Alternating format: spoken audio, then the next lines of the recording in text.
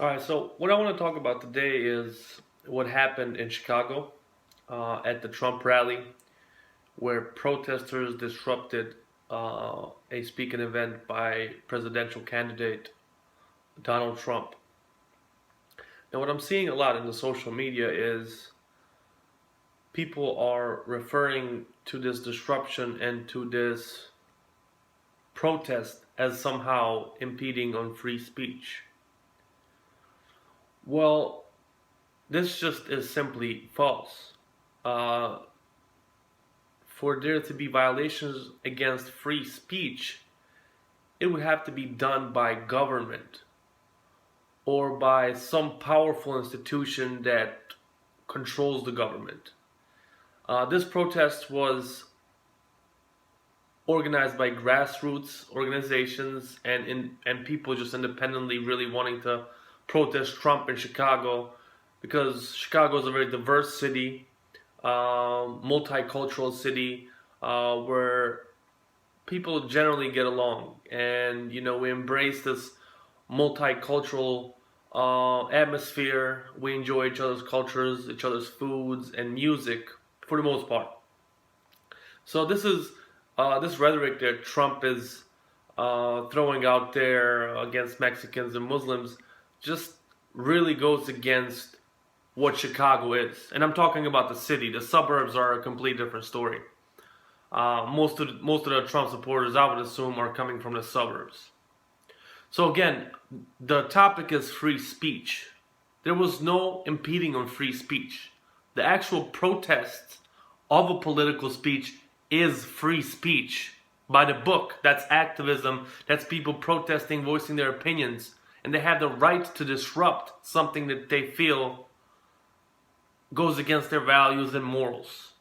Now, if let's say the Chicago police or the city of Chicago or the federal government said, "Hey, Trump, you can't speak or you can't say this," that would be a violation of free speech. There was no violations of free speech tonight whatsoever. The presidential candidates that are talking about this as somehow impeding free speech have no idea what the Constitution says, what the Bill of Rights says. So I would just like to point that out. The second part is that I want to point out tonight is this duality, right? You have on one side, on the Republican Party, which I think through the media and through this propaganda machine that has been born on the right of America, has been inciting this kind of hateful, hidden kind of messaging, rhetoric that moves people to feel a certain way, and it's been really destructive to our democracy and to our culture, and we have to really address that.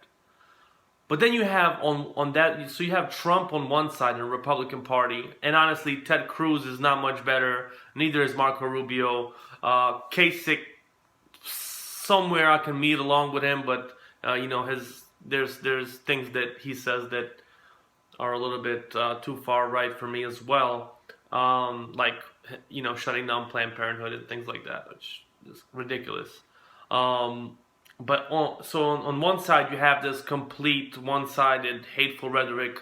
The worst things that are happening is just Muslims and Mexicans, and they are our enemy, and immigrants, and we need to shut the border down, and more war, build a larger military, let's kill, let's destroy America.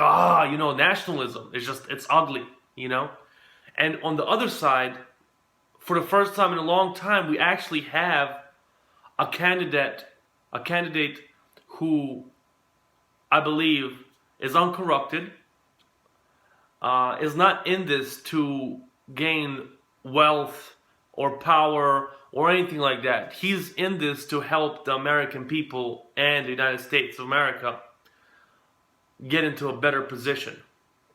And so what's happening, you have this paradigm of the right with the hate, and then you have Bernie Sanders, who is a Jewish guy, who just recently won a large support of Arab Muslims in Michigan.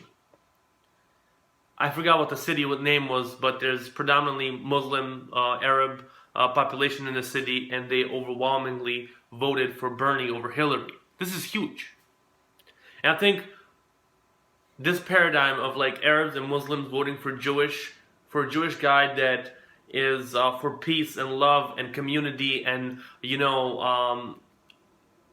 us not me or me not us type of campaign. It's a beautiful paradigm, So you have this really, really motivational kind of political revolution happening here, and on the left side you have this nationalist, kind of authoritarian, fascist, religiously restrictive, just destructive kind of philosophy. And I just hope that more and more people will kind of come to understand this. Beyond that, we need to understand what each side is proposing and look at it objectively, okay? So I guess that's what I have to say tonight about the Donald Trump rally and the protests, and a little bit about Bernie Sanders, who I believe should be president. That's it for right now. I will be speaking again soon. Have a good night, guys.